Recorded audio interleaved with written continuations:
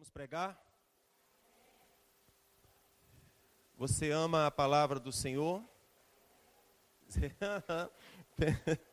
Eu não estou muito convencido disso não, mas vamos tentar. Você ama a palavra do Senhor?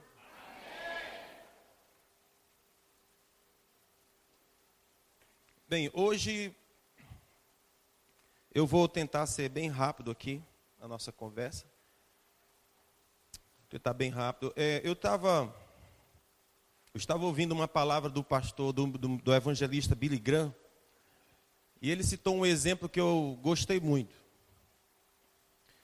Ele disse que estava em um avião, e no avião apareceu um bêbado. No avião tinha um bêbado. E esse bêbado estava mexendo com as mulheres, fazendo gaiatice, mexendo com a aeromoça? Com a aeromoça e tal, com algumas pessoas lá do avião. Perto do evangelista estava um prefeito, tinha outras autoridades lá também. Então o prefeito começou a conversar com o bêbado e dizer assim: rapaz, se comporte, não é? Você sabe quem é que está sentado aqui do nosso lado? E o bêbado botando muito boneco. Ele disse: quem? Aí ele disse: rapaz, é o Billy Graham, o pregador. O pregador está aqui do nosso lado. Aí o bêbado se levantou, foi até o pregador, cumprimentou ele. Senhor Billy Graham? Sou. Suas mensagens me ajudaram muito. O Billy Graham disse que ouviu aquilo e disse: meu Deus, meu ministério é um desastre. O homem que ele tinha ajudado com a pregação dele estava mexendo com as mulheres no avião e estava causando alguns tumultos e muito bêbado, né? E esse cara tinha sido o que tinha sido ajudado com as suas pregações. Essa semana eu me senti do mesmo jeito. Me senti do mesmo jeito, fiquei muito desestimulado de pregar hoje aqui. Muito desestimulado. Quase que eu não prego. Eu ouvi que eu não ia pregar. Eu ouvi falar de uma pregadora, minha esposa estava comentando sobre ela, e disse que essa pregadora, ela, quando vai pregar numa determinada igreja, ela dorme no púlpito da igreja. Ela foi convidada para pregar na determinada igreja e ela dorme no púlpito da igreja. E enquanto ela fica no púlpito da igreja orando, o Senhor diz para ela sobre o estado daquela igreja. E houve uma igreja em que ela foi pregar, que ela fez o procedimento, normalmente ela fica na igreja, ora na igreja, fica muito tempo ali na igreja, tentando receber do Senhor sobre aquela igreja para poder ministrar a igreja. Quando foi no dia que ela se levantou para pregar, ela abriu a Bíblia e disse: eu não vou pregar, porque vocês não querem a palavra de Deus. Se levantou e foi embora, na frente de todos. Eu não vou pregar porque vocês não querem a palavra de Deus. Há umas 2 semanas atrás, mais precisamente no dia 20, hoje é 17 de 20, um mês atrás, mais ou menos um mês atrás, nós pregamos aqui uma mensagem muito forte. Aliás, nós estamos vindo de uma sequência de mensagens muito fortes, acerca de arrependimento, acerca de alinhamento, acerca de uma igreja comprometida com Cristo, uma igreja que não está comprometida com o mundo, mas uma igreja que está comprometida com o céu. Nós temos ouvido que existe um céu a ser conquistado, existe um inferno a ser evitado. Nós temos aprendido muitas coisas. E uma das coisas que nós pregamos aqui foi acerca de uma atividade demoníaca que vai estar, ou que está operando nesses últimos tempos. Nós estamos no fim dos tempos. Eu acho que qualquer pessoa que tem bom senso pode concordar com isso. Não é? Que tem bom senso, que observa as coisas, pode perceber que nós estamos afunilando para o fim de todas as coisas. O apocalipse que a Bíblia fala está para acontecer. Nós estamos de fato nos últimos tempos. Nós citamos alguma dessas coisas para vocês, do tipo: Uma das profecias que mais me encanta na Bíblia acerca dos fins dos tempos é que o Senhor falou assim: quando vocês virem estas coisas acontecerem, quando vocês virem que a figueira está florescendo, levante os seus rostos, os seus olhos para o céu, porque a sua redenção está próxima. Então ele disse: olhem para a figueira, quando vocês virem que ela está florescendo, levante os olhos para o céu, porque a sua redenção está próxima. A figueira é uma figura de Israel, e a gente sabe que em 1948 houve uma restauração da nação de Israel, uma nação que tinha passado 2000 anos sem ser nação, espalhada em todas as nações da terra, foi novamente congregada em 1948, e Jesus há 2000 anos atrás falou: quando vocês virem estas coisas acontecer, fique esperto, o tempo está próximo. Então a figueira que é Israel é uma figura que a igreja, que o mundo precisa ficar atento, porque o que acontece a eles tem uma relação direta com os cristãos. Jesus falou: quando vocês virem que a figueira está florescendo, levante os rostos, porque a redenção de vocês está próxima. Uma outra coisa que Jesus falou para nós acerca dos fins dos tempos, é que ele disse: assim como foi nos dias de Noé, será nos últimos dias. Então o que aconteceu na época de Noé deve chamar a nossa atenção, porque vai se repetir, vai haver uma repetição da humanidade. É como se a história da humanidade fosse uma grande roda, um grande ciclo. Então eras são repetidas, momentos históricos são repetidos. E diz que o que aconteceu na época de Noé, iria acontecer então nos dias dos fins. E isso seria um sinal para nós ficarmos espertos. Então eu estava mostrando para vocês que nesses últimos tempos iria haver um aumento das atividades demoníacas. Queria se levantar um espírito de blasfêmia, um espírito de ira contra Deus, um espírito de revolta contra Deus.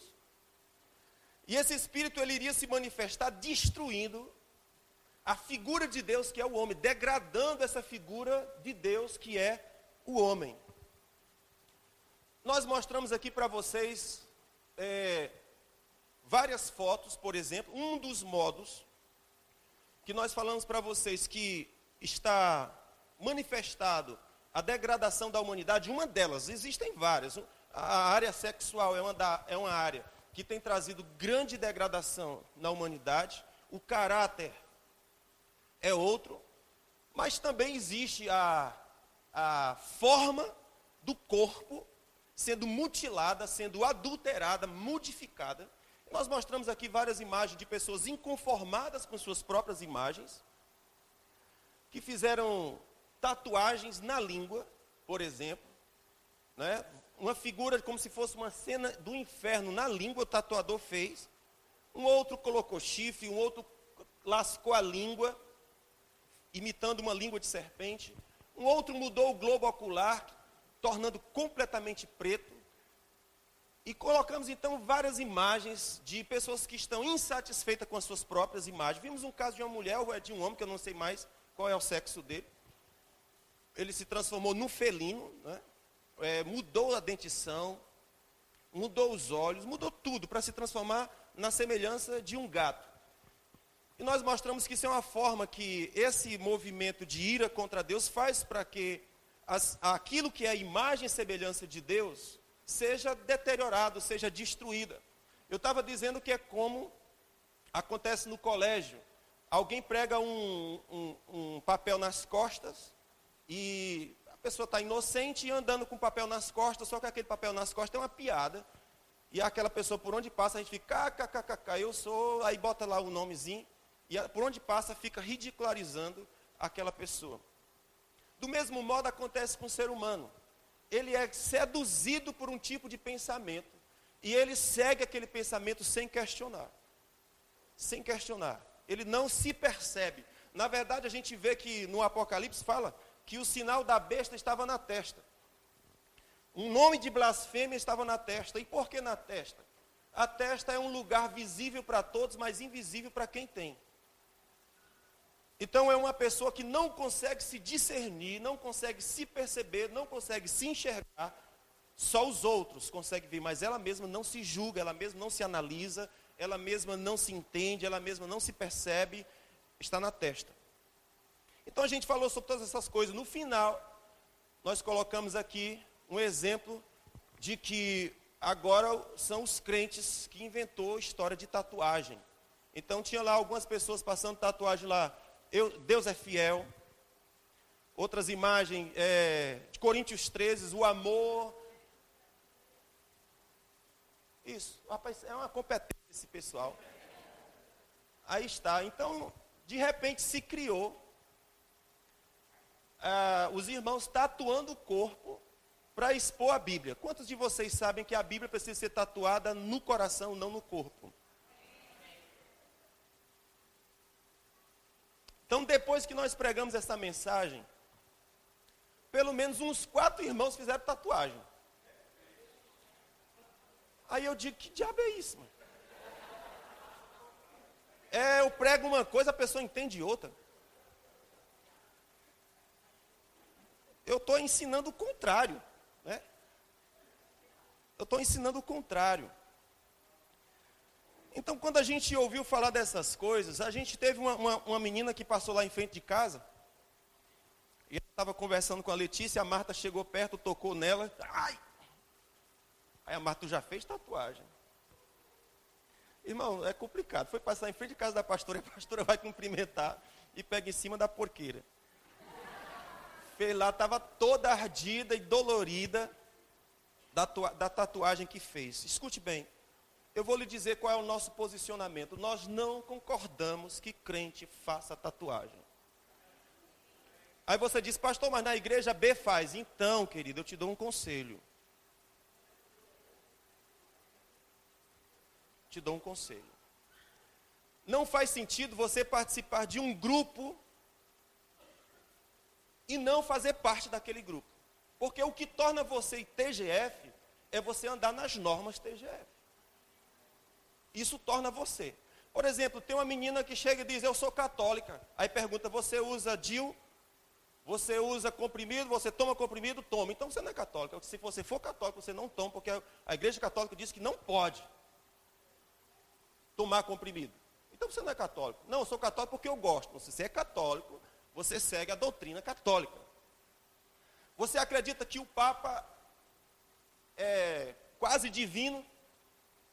Não, acredito não. Então você não é católico, porque o católico acredita que o Papa e a tradição católica, ela tem um peso muito forte. Então entenda que quando você faz parte de um grupo, você se insere naquele grupo, concorda com aquele grupo, se mistura com aquele grupo e compra a briga daquele grupo. Você não pode ser católico e viver como se fosse um espírita. Você é católico. Você é crente e vive como um feiticeiro. Não funciona. Você é crente. E crente tem um certo modo de ver, de pensar, de entender e de se comportar. Essa igreja aqui acredita que crente não namora.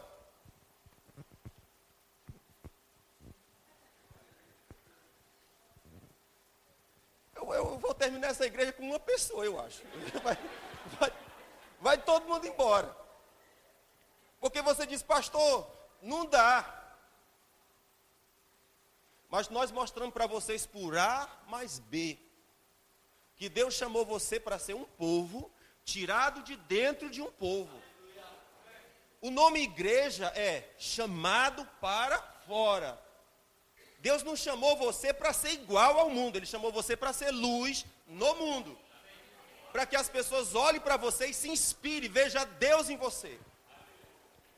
Então veja, pessoas estão saindo do mundo e vêm para a igreja porque quer algo diferente. As pessoas estão na igreja e querem viver como o mundo. E como que funciona isso? Se você vem para a igreja, você está se propondo um outro estilo de vida. Existem pessoas que chegam para pastor com a vida destruída, arrasada. E a gente começa então a construir a vida daquela pessoa, mudar os pensamentos daquela pessoa, ajudá-la a enxergar diferente, a modificar algumas áreas da vida. Depois de um tempo ela começa a decolar, a vida começa a se arrumar, ela começou a consertar as coisas que não estavam certas, daqui a pouco a vida começou a entrar nos eixos, relacionamento com mulher muda, relacionamento com filho muda, relacionamento no trabalho muda, daqui a pouco a vida está legal. Aí ela fala o seguinte, eu não preciso mais de ti. E vai embora. O que vai acontecer com ele? Vai voltar tudo de novo. O avanço não vai continuar. Entenda, querido. Deus está comprometido conosco. Mas os nossos hábitos precisam mudar. Nossos hábitos precisam mudar. Então, não sei se você sabe, mas isso me deixou absolutamente desestimulado para pregar. E eu fico perguntando, nós temos compromisso com a palavra, querido, porque escute uma coisa, eu não estou interessado em te dar sermão para que seja coceira para o teu ouvido, algo que te agrade, eu não estou interessado nisso. Eu estou interessado em te falar algo que mude sua vida, em algo que seja real. Existem estruturas que se nós não modificarmos, a vida não modifica. Nós dissemos para vocês que a vida começa quando nós nos arrependemos. A pregação inicial de Jesus foi essa: arrependei-vos porque chegou o reino de Deus. E o que é arrependimento? Mudança de mente, mudança de atitude, mudança de comportamento. Ora, depois que Jesus morreu e ressuscitou, ele chamou os seus apóstolos. E qual foi a mensagem que ele mandou pregar? Ele disse: ide por todo o mundo e pregue, arrependei-vos. Crede no Evangelho. Seja batizado, para que sejais salvos. Foi o que ele mandou pregar. Então, irmãos, é como se Deus tivesse, não, que ele fez assim. Ele mandou o seu Filho dos céus à terra, morreu, para que tivesse sangue divino para perdoar o pecado dos homens. E depois de tudo isso feito, ele anunciou, mandou pregar e dizer: arrependei-vos. De modo que essa é a mensagem mais importante. Eu posso pregar na igreja como te ensinar a ser rico. Pastor, tu é rico? Não. Então como é que tu ensina a ser rico se tu não é rico? Eu não sou rico porque eu fiz uma escolha de ser pastor. É o contrário, o pessoal diz que pastor é rico. Não sou rico exatamente porque eu escolhi ser pastor. É o inverso. Percebe? Eu não sou rico porque eu escolhi ser pastor. E por conta disso eu não posso cuidar do meu negócio para fazer o meu negócio avançar e prosperar. Não posso, porque eu sou pastor. Tenho que ser pastor. Se Deus vai me enriquecer, isso está nos planos dele. E eu vou enriquecer de qualquer jeito. Então eu poderia te ensinar várias coisas boas. Mas se eu não pregar arrependimento, eu não fiz nada.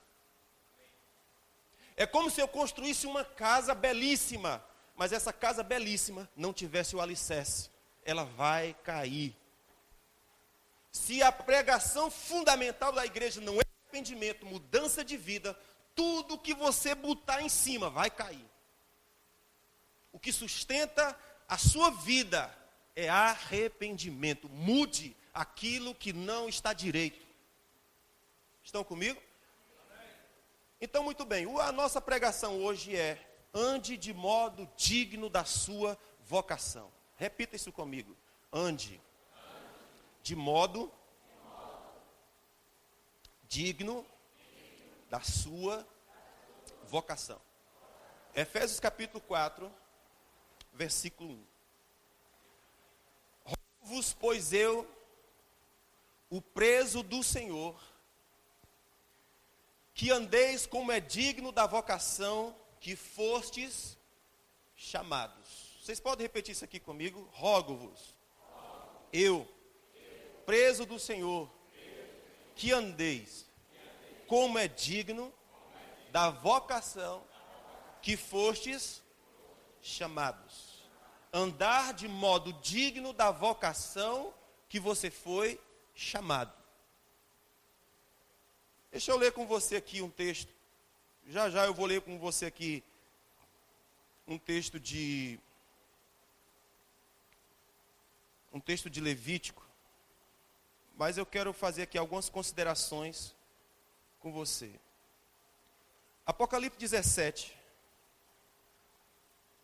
versículo 1 até o versículo 8.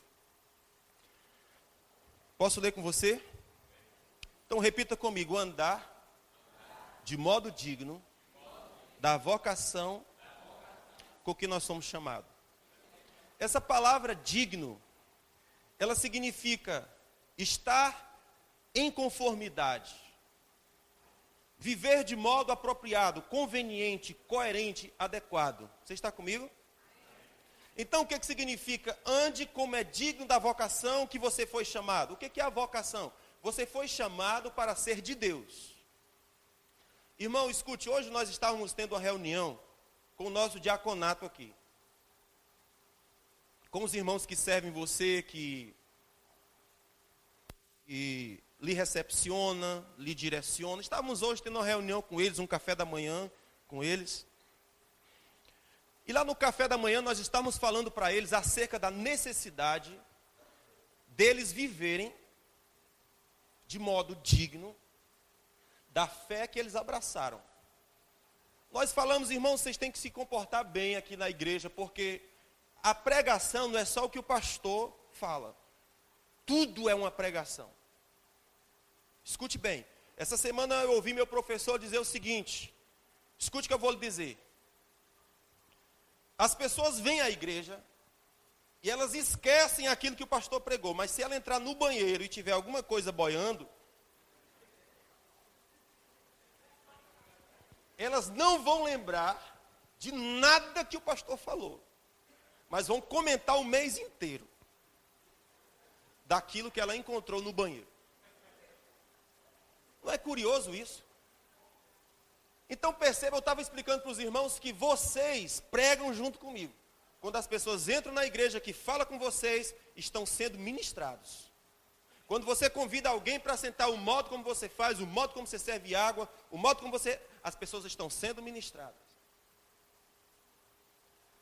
Aí alguém disse, pastor, se a pessoa precisa viver de modo digno dentro da igreja, imagina fora. Imagina fora. Aí eu estava lembrando para eles, amados, que existe um mandamento que diz assim, não tome o nome do Senhor teu Deus em vão. Já viu esse mandamento? Não tome. Eu confesso para vocês que durante minha vida, eu nunca entendi esse mandamento. Não tome o nome do Senhor teu Deus em vão. Eu nunca entendi. Como é isso? Aí as explicações que davam para nós eram assim, olhe, não conte piada com o nome de Deus. As pessoas costumam contar piada. E diz que o São José estava lá no céu, aí chegou alguém e falou com José. E aí o José falou não sei com quem, aí Deus entrou na conversa, aí Deus fez assim. E kkkk, daqui a pouco a gente está rindo da piada que alguém usou o nome de Deus, babababá. E nós então aprendemos que é esse tipo de coisa que a gente não pode tomar o nome de Deus em vão. Na verdade, Deus ama o seu nome. Deus ama o seu nome. Se tem algo que Deus ama, é o nome dele. Ele ama o seu nome. O nome de Deus é impronunciável.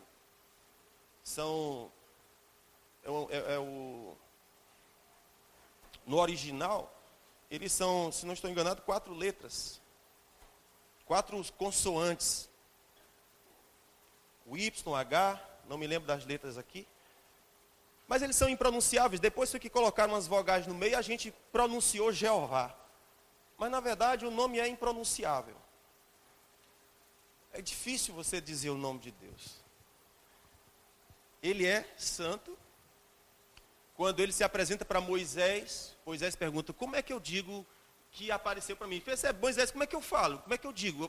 Como é que eu digo que o Senhor, como é o nome do Senhor, né? Como é que o Senhor se chama? Aí ele disse, olha, diga lá que o eu sou te enviou. Já que é impronunciável, eu vou te dizer um modo de tu falar de mim. Diga, o eu sou. O que significa isso? Eu sou. Quando você disser eu sou, você falou com fidelidade quem eu sou. Eu sou. Eu sou antes, eu sou depois, eu sou agora, eu sou a origem, eu sou a causa. Tudo começou em mim, tudo termina em mim. Você é meu, eu que te fiz, eu que te criei. Eu que sustento, diga, eu sou, te enviou. Quem foi que te enviou? Eu sou. Ponto. Deus ama o seu nome. Ele é zeloso pelo seu nome. Então, perceba que só existem 10 mandamentos. No Decálogo, claro, Decálogo só tem 10 mandamentos, é 10. Mas de um dos 10, há um mandamento que o Senhor separou, referindo-se ao seu nome. Não tome o nome do Senhor teu Deus em vão. Aí eu me pergunto, como é que a gente pode tomar o nome do Senhor, meu Deus, em vão? Claro que eu não devo contar piadas acerca do nome de Deus. Mas, irmãos, o modo como nós reverenciamos o nome de Deus é o modo como nós andamos na nossa fé. Porque quando as pessoas olham para você, elas veem Deus. Essa semana alguém postou um vídeo na internet de uma foto sensual que uma mulher mandou para um marido e ela se dizia crente. E a mulher ciumenta colocou a foto na internet, dizendo, está aí a sua, e disse o nome. A foto sensual dela lá, que ela mandou para o marido, da mulher. Pá, jogou. E aquela mulher se dizia de Deus. E a mulher enciumada disse, você sua, e disse o nome dela, e depois está na igreja, e é um bando de hipócrita, é um bando de falso, é um bando de fingido, e depois fica dizendo que a gente vai para o inferno, esses bandos de não sei o quê, e bah, e começou a esculhambar. O que ela fez? Percebe? Meu irmão, se você diz que é de Deus, então ande como de Deus. Se você é da luz, então ande como filho da luz. Você percebe isso? Então Deus é zeloso pelo seu nome. Ele fala, depois nós vamos ver se a gente consegue ler um texto aqui. Eu vou ler logo, senão não leio mesmo. Vê aí, 2 Coríntios capítulo 6. Eu acabo não lendo, irmãos. Eu quero mostrar aqui para você.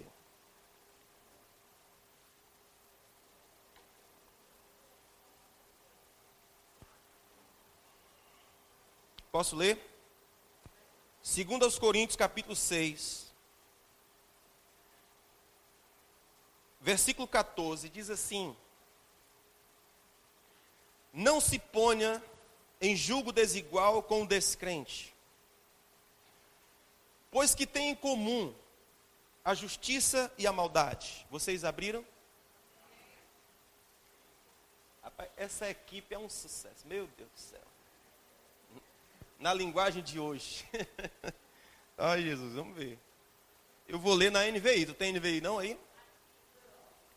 Ainda não. Bote NVI para a gente andar em acordo. A gente der a mesma coisa depois, viu? Então, versículo 14 que eu estava lendo, né? Não se ponha em julgo desigual com os descrentes, pois o que tem em comum a justiça e a maldade? Ou que comunhão pode ter entre luz e trevas? Que harmonia existe entre Cristo e Belial? O que há de comum entre o crente e o descrente? Que acordo há entre o templo de Deus e os ídolos? Pois somos santuários do Deus vivo. Como disse Deus, habitarei com eles, e entre eles andarei, serei o seu Deus, e eles serão o meu povo. Portanto, saiam do meio deles, e separem-se, diz o Senhor. Não toquem em coisa impura, e eu os receberei. E lhes serei pai, e vocês serão meus filhos, minhas filhas, diz o Senhor Deus Todo-Poderoso. Irmãos, olhe bem, isso aqui Deus está dizendo que a gente precisa tomar alguns posicionamentos. E esses posicionamentos têm a ver com a coerência. Tem a ver com andar de conformidade com a fé que você abraçou. Ah, pastor, mas o fulano age assim, assim, assim. Irmão, o fulano é o fulano. A fé do fulano é a fé dele. Você quer ver uma coisa, irmãos? Uma das palavras que eu gosto assim, é a palavra integridade. Fale comigo, integridade. O que é uma pessoa íntegra? É uma pessoa que diz que é quem ela é. Você está comigo? Por exemplo, uma prostituta, ela é íntegra. Como que pode uma prostituta ser íntegra? Ela é íntegra. Um ladrão é íntegro. O que significa ser íntegro? Ser verdadeiro, ser inteiro. A prostituta, ela está vestida de prostituta. Tem bolsa de prostituta. Sacode como uma prostituta. Se maqueia como uma prostituta. Anda como uma prostituta. Faz ponto como uma prostituta. E se prostitui como uma prostituta. O que ela é? Íntegra. Essa prostituta chega, se deita aos pés de Jesus, chora nos seus pés, lava os seus pés e Jesus a recebe, porque ela é íntegra. Ela é quem ela dizia ser. Havia um ladrão pendurado na cruz, o cara vacilou a vida toda, e Jesus o recebeu quando ele se quebrantou e se arrependeu. Mas se tinha uma turma que Jesus era irado, era com os religiosos. Por quê? Porque eles se vestiam de santo, andavam com Bíblia de santo, com o que mais? Cabelo de santo, jeito de andar de santo, adúltero por dentro, falso por dentro, fingido por dentro, idólatra por dentro. Jesus fala, esse eu não recebo, esse não é íntegro. Ele parece ser, mas não é. Então perceba, Jesus falou assim, que as prostitutas, elas entram primeiro no reino dos céus. Olha que coisa curiosa, porque eles são íntegros. Eles são quem eles dizem que são. Significa dizer que Deus os recebe como eles são e eles vão manter como são? Não, não. Não confunda as coisas. Deus receber a pessoa é uma coisa. Ah, então eu posso ser prostituta e eu posso ser ladrão, eu posso botar para quebrar, esbagaçar, porque Deus me recebe. Ele recebe, queridos. Mas, mediante quebrantamento e arrependimento. E arrependimento significa o quê? Mudança de vida. No caso da mulher que foi pega em ato de adultério, os homens trouxeram ela, jogaram aos pés de Jesus e disse, nós vamos matá-la, porque a lei diz que é para matar. Jesus falou, ok, se vocês não têm pecado, atirem a pedra. Ninguém conseguiu atirar a pedra. A mulher se levantou e disse, cadê teus acusadores? Jesus falou, não sobrou nenhum. Aí Jesus diz, eu também não te condeno. Mas olha a palavra final. Ele diz, vai e não peques mais. Ele não disse, eu te recebo, continue fazendo o que você sempre fez. Ele não disse assim. Ele disse, vai e não peques mais. Vocês compreendem o que eu estou dizendo? O que eu estou querendo dizer com isso é que nós precisamos ser íntegros. Se você é de Deus, viva como de Deus. Se você é da luz, viva como filho da luz. E é isso que o texto está dizendo. Que comunhão há entre luz e trevas? Se você é luz, então seja luz. Porque não dá para nós sermos luz e vivermos como treva, viver fazendo coisa errada. Depois ele diz que a harmonia existe entre Cristo e Belial. Belial é demônio. Ele disse, irmão, Cristo é Cristo, demônio é demônio. Essa semana eu vi uma coisa engraçada, um cara falando uma coisa engraçada, que é assim. Os anjos, quando saem da presença de Deus, viram demônio. E os homens, quando saem da presença de Deus, viram o quê? Endemoniado. Eu digo, rapaz, esse negócio é interessante. É mesmo assim que acontece, é por aí o naipe. Então, os anjos saem da presença de Deus, viram demônio. E o homem, quando sai da presença de Deus, vira endemoniado. A gente precisa definir quem nós somos. Nós somos de Cristo ou nós somos de demônios? Porque ele disse, não existe comunhão entre Cristo e demônio. Você precisa definir quem você é, qual é o seu posicionamento, quem você segue, quem você serve, se você é da luz. Isso é ser íntegro.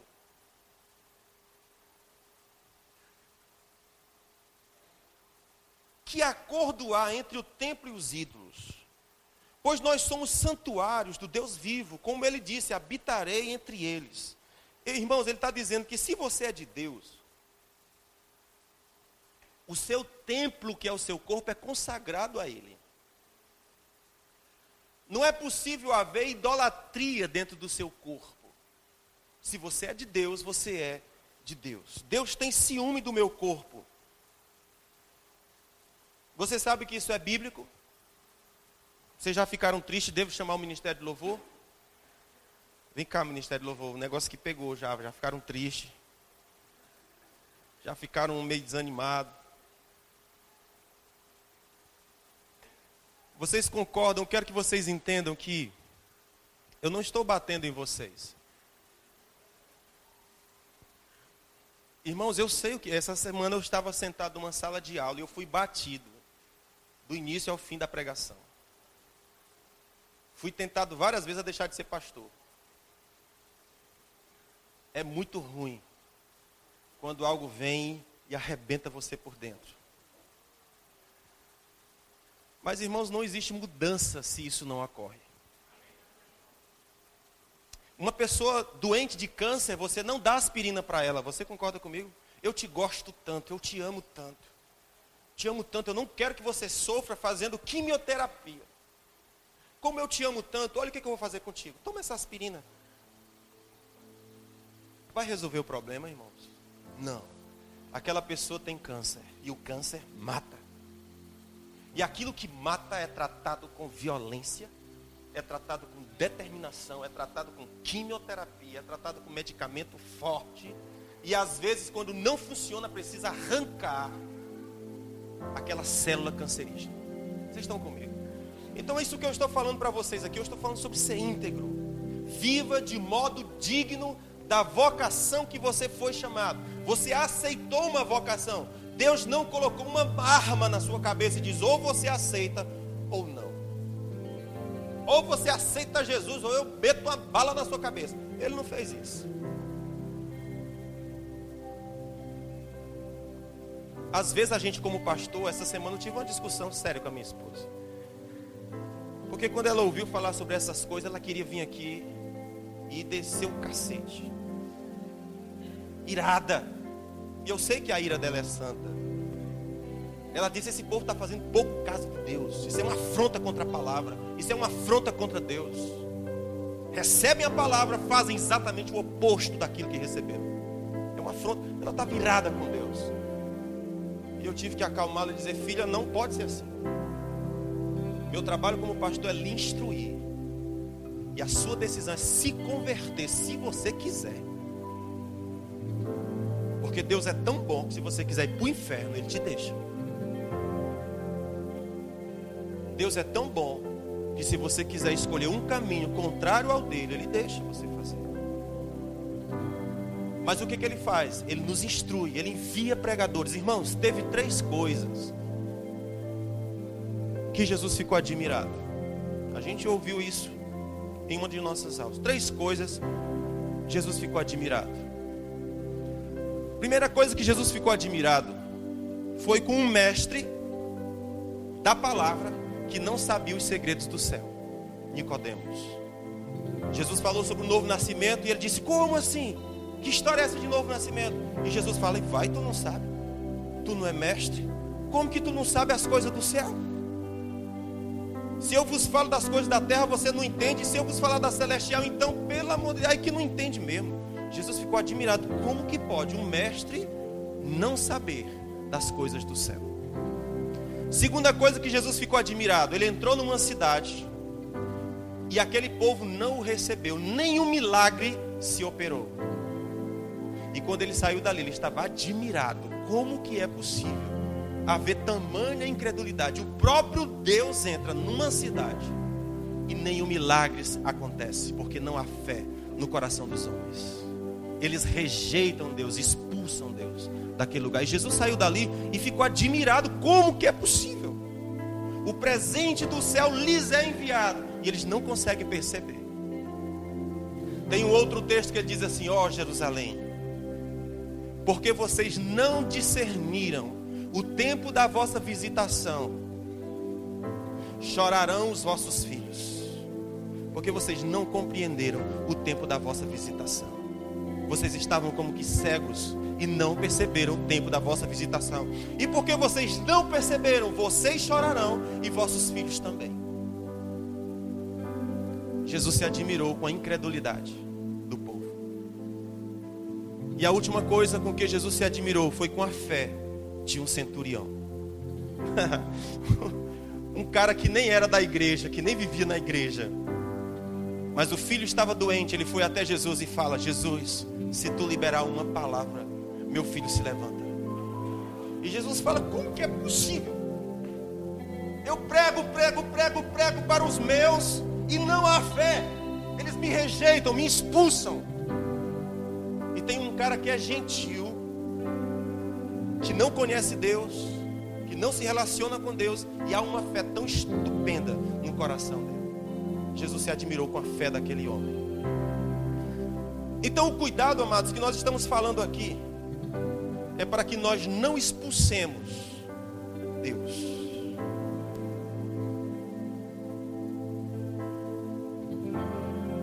Eu não vou te obrigar a nada. Não posso fazer isso. Eu só posso te instruir. Mas entenda o tempo da sua visitação. Entenda o tempo que você está vivendo. Entenda as palavras que você está vivendo. Porque Deus tem derramado a sua palavra. A pergunta é, o que você vai fazer com ela? Vai entrar aqui e sair aqui? Ou você vai guardá-la no coração para se tornar sábio? É decisão sua. Amanhã você vai precisar do que você está ouvindo hoje. E se não estiver no seu coração, você vai ver o que vai acontecer. Deus se antecipa. Deus se antecipa e instrui e alimenta os seus filhos, para que eles não caiam em dificuldades. Nenhum filho de Deus que cai em dificuldade, ele cai inocente, porque Deus o avisou antes. Deus o advertiu antes. Mas por vezes o coração é rebelde. Por vezes o coração quer construir os seus próprios caminhos e rejeitar os caminhos de Deus. E depois que as coisas apertam, vão gritar e dizer: Deus, por que você permitiu? A pergunta é: por que você não ouviu quando eu te falei? Por que você rejeitou os profetas que te foram enviados? Foi o lamento dele para Jerusalém. Disse: Jerusalém, Jerusalém, que matas e apedreja os profetas. Irmãos, graças a Deus aqui no Brasil não temos profeta assassinado. Não tem assassinado no corpo, mas está assassinado dentro das pessoas. Porque elas ouvem a profecia, elas ouvem a palavra e simplesmente se fecham para ela. Estão assassinando os profetas dentro. Aleluia. Então, amados, viva de modo digno da vocação que você é chamado. O convite de Deus é: entenda que o seu corpo é santo. Eu habito nele, não pode haver idolatria ali dentro. Não dá para você viver comigo e com outro. Ou você é meu ou você não é. Porque eu disse: vou habitar entre vocês, andarei com vocês, serei o seu Deus, e vocês serão o meu povo. Portanto, saiam do meio deles, separem-se, diz o Senhor. Não toquem em coisa impura, e eu os receberei. Pessoas querem ter experiências com Deus vivendo em coisas impuras. Não vai ter nunca. Porque, amados, a Bíblia fala: acolha com mansidão a palavra em vós implantada. Acolha com mansidão a palavra em vós implantada, e vocês acharão salvação para as suas vidas. Mas o que acontece é que, em vez de acolher a palavra, nós acolhemos o pecado. Queremos ter experiência com Deus? Não teremos. O que ele está dizendo é assim: portanto, saia do meio deles, separem-se, diz o Senhor. Não toquem em coisa impura, e eu receberei vocês. Eu serei pai. Fale comigo: eu serei seu pai. Você gostaria de ser filho de um homem rico? Quantos lamentam dizendo: oh meu Deus, se eu tivesse nascido rico. Nasci foi bonito. Queria ter nascido rico. Não é não? Mas eu nasci foi bonito. Droga. Queria ser nascido rico. Quantos de nós gostaríamos de ser filho de um homem rico? E Deus está dizendo: se você fizer essas coisas, eu serei teu pai. A gente não sabe o que é isso, não, irmão. Eu serei teu pai. Se você sair do meio deles, se você se separar, se você não tocar coisa impura, eu te recebo e eu serei o teu pai. E você será meu filho e minha filha, diz o Senhor Todo-Poderoso. Aleluia. Olha o que diz a Bíblia: por isso também rogamos sempre por vós, para que nosso Deus vos faça dignos da sua vocação e cumpra todo o desejo da sua bondade e a obra da fé com poder. Isso está escrito em Tessalonicenses, 2 Tessalonicenses capítulo 1, versículo 11. Rogamos por vós, para que o nosso Deus vos faça dignos da vocação que vocês foram chamados. e cumpra todo o desejo da sua bondade. Escute, Deus tem um desejo bom a nosso respeito. Mas Ele está dizendo, se torne digno da vocação. Ande coerentemente com a vocação de que você recebeu. Para que a obra da fé seja executada com poder na sua vida. Ande de modo digno da vocação que você foi chamado. Portanto, irmãos, procurai fazer cada vez mais firme a vossa vocação e eleição, porque fazendo isso, nunca tropeçareis. Olhe isso. Faça firme a vocação e eleição. Irmãos, Deus chamou a todos. Deus escolheu a todos. A pergunta é, quem se manifesta fiel? Deus ama a todos, Deus quer todos. A Bíblia diz que o desejo de Deus é salvar todos os homens. Então aquele que quiser, pode vir e beber da água da vida, falou Jesus. Se você tiver sede, venha beber, não há falta. Quem tiver sede, vem beber, não tem falta de água para quem tiver sede. Jesus falou que ele seria levantado na cruz, e todo aquele que olhasse para ele, seria curado. Escute, Deus fez a parte dele. Qual é a minha parte? Olha para ele. Qual é a minha parte? Fique digno da vocação que você foi chamado. Faça fiel a eleição, porque se você fizer isso, nunca tropeçará. Escute, essa semana me lembrei de algo. Vocês sabem que no Brasil tem um Rio Negro e Solimões, não é? Que eles não se misturam. Um é negro, o outro é barrento, o outro é marrom. Eles não se misturam. Irmãos, eu tive lá, aleluia. Coisa boa é poder falar de algo. Eu tenho inveja daqueles irmãos que vão para Jerusalém e dizem, irmãos, eu estive lá.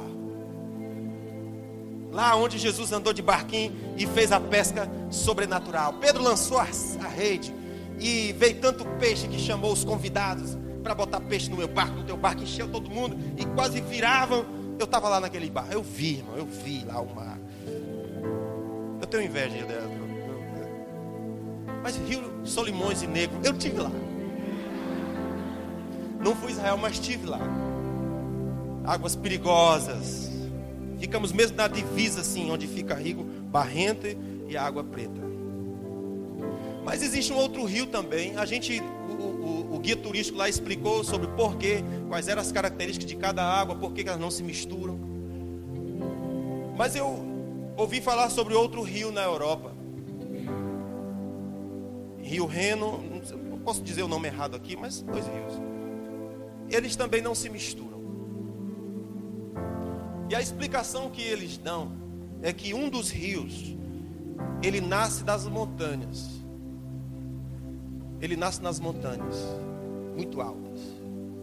Um dos rios nasce numa montanha muito alta. E ele vem com uma velocidade muito alta. Ele vem rápido, correndo.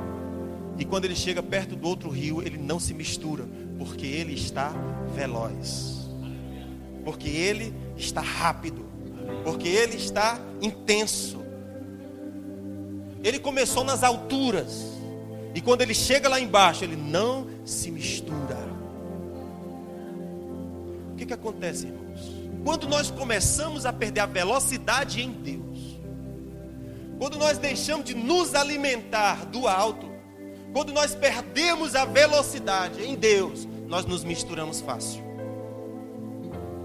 Nós permitimos que as águas sujas e contaminadas entrem na nossa alma e nos contaminem. Qual é a receita de Deus para que a gente não viva uma vida contaminada? Seja quente, seja fervoroso no Espírito, servindo a Deus. Seja abundante servindo a Deus. Se você ficar lento, o mundo entra em você.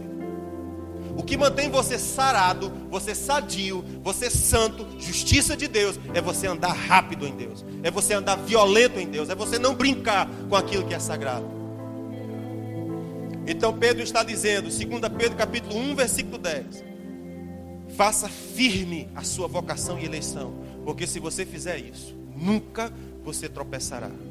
Uma vez que vocês chamam Pai, aquele que julga imparcialmente as obras de cada um, portem-se com temor, durante a jornada na terra de vocês. Olha o que a Bíblia está dizendo. É uma jornada na terra. 1 Pedro capítulo 1, 17, versículo 17. Aquele que julga imparcialmente as obras de cada um. Se nós chamamos ele de Pai, então porte-se com amor durante a jornada de vocês aqui na terra. Diga, Deus está dizendo para eu andar com temor durante a minha jornada aqui na terra, porque Ele é imparcial no julgamento dele. O que é parcialidade? Puxar sardinha para a minha brasa. Deus não puxa sardinha. Oh, eu sou teu filho, aquele, lembra que nós nos amamos tanto? Deus sentado no seu trono, vou julgar todas as coisas, e digo, oh, andei contigo. Tu lembra aí, ó, todos os domingos eu estava lá fluindo, aleluia. Sei que tu me darás um bom lugar. Ele disse, ele julga segundo as obras. Não interessa quantos dízimos você deu, quantas ofertas você deu, quanto jejum você fez, quanta oração você fez. Ele julga segundo as obras, imparcialmente, com justiça. Então Pedro disse, isso é verdade, então anda com temor. Não seja estúpido, ande como temor. Livro de Jeremias capítulo 10, o Senhor fala 10, 21, diz assim: os meus pastores se tornaram estúpidos. Olha a expressão de Deus. Os meus pastores se tornaram estúpidos. Eles não me buscaram, por causa disso não prosperaram. Repete isso comigo. Os meus pastores se tornaram estúpidos. Não me buscaram, por causa disso não prosperaram. Você concorda comigo que Deus tem razão, que isso é estupidez? Mas esse é um princípio de Deus que não é só referente aos pastores, é referente a todo aquele que invoca o nome do Senhor. Então o que ele está dizendo é: aquele que invoca o nome do Senhor se tornou estúpido, não me buscando para que prosperasse. Aleluia. Não ame o mundo, nem o que há no mundo. Se alguém amar o mundo, o amor do Pai não está nele. Repete isso comigo. Não ame o mundo, nem o que no mundo há. Se alguém amar o mundo, o amor do Pai não está nele. 1 João capítulo 2, versículo 15. Pois bem, agora que eu ia entrar na história da tatuagem.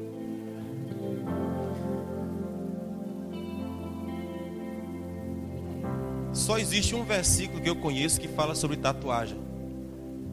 Levíticos capítulo 19, versículo 28.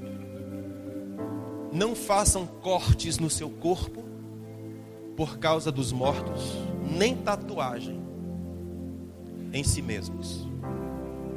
Eu sou o Senhor. Por favor, repita isso aqui comigo. Não façam cortes em seus corpos por causa dos mortos, nem tatuagem em si mesmos. Eu sou o Senhor. Nós tivemos algum tempo atrás uma onda de tentativa de suicídio em um colégio próximo aqui. Quem estudou lá sabe muito bem disso. Aqui e acolá se encontrava um adolescente no banheiro, cortado os pulsos. Se corria rápido para o hospital para tentar salvar a vida daquele jovem. Algumas vezes eu e minha esposa fomos chamados no colégio para ajudar alguns jovens que estavam com dificuldades. As pessoas sabiam que era demônio e mandaram chamar a gente, e a gente socorreu um jovem ou outro. E teve uma sobrinha minha que passou por essa opressão também, de se cortar.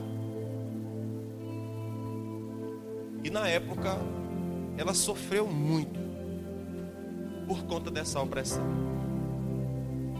A Bíblia está dizendo: não faça cortes no seu corpo.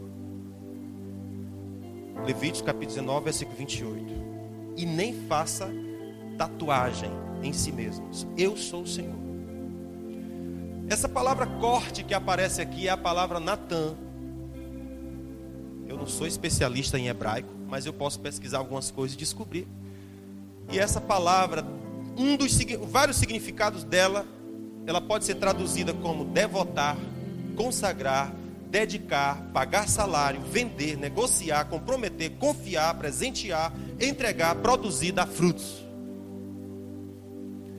Então, se a gente fosse traduzir, o que Deus está dizendo é: não devote, não se consagre, não dedique, não pague salário, não venda, não negocie, não se comprometa, não confie, não presenteie a Ele, não entregue, não produza, não dê frutos para Ele. É isso que Deus está dizendo. Não faça nem tatuagem. Irmãos, isso aqui vai para o YouTube. E daqui a pouco eu vou ter um monte de pessoas me esculhambando aí no YouTube. Esse safado não sabe de nada que está dizendo. Irmãos, eu não quero saber se você concorda, se não concorda. Eu estou te falando de uma realidade. Você pode, se eu quero fazer muitas tatuagens, faça.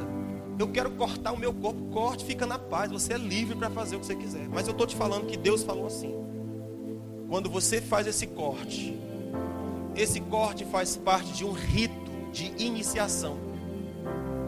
Algumas religiões contam com práticas de iniciação, pelas quais tem que passar cada novo membro para que seja devidamente aceita.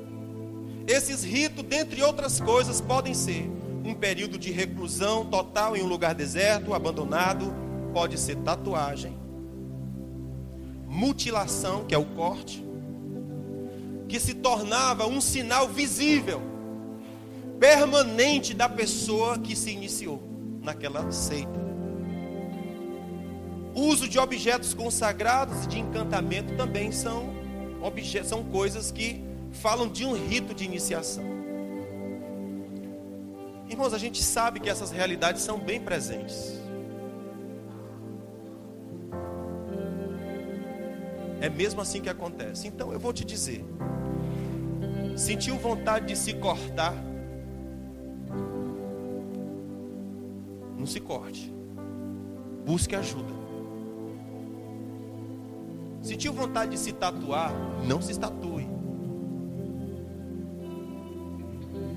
Isso é um sinal visível.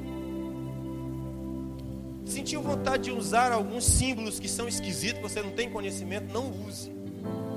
A gente estava conversando, eu e minha esposa, com um satanista, e estava um jovenzinho na nossa frente usando um símbolo lá. E ele disse: o idiota dele, não sabe nem o que está usando.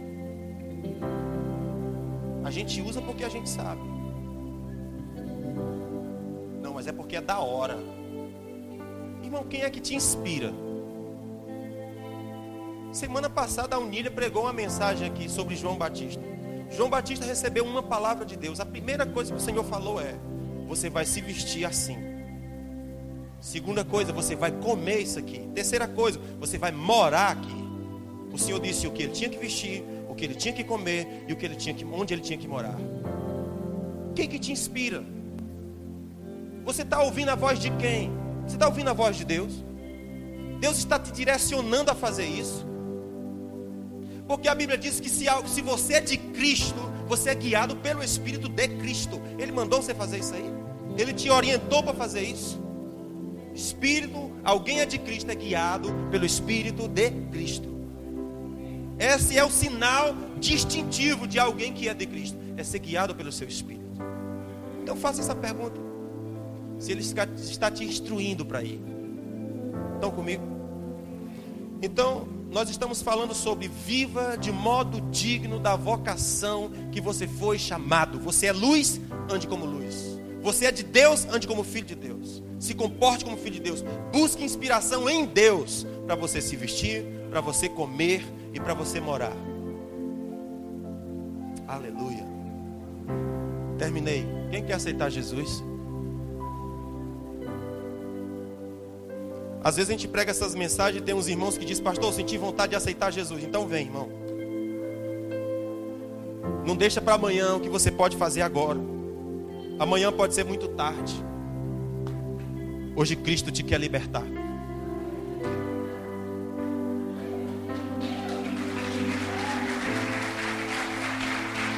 Aleluia! Aleluia!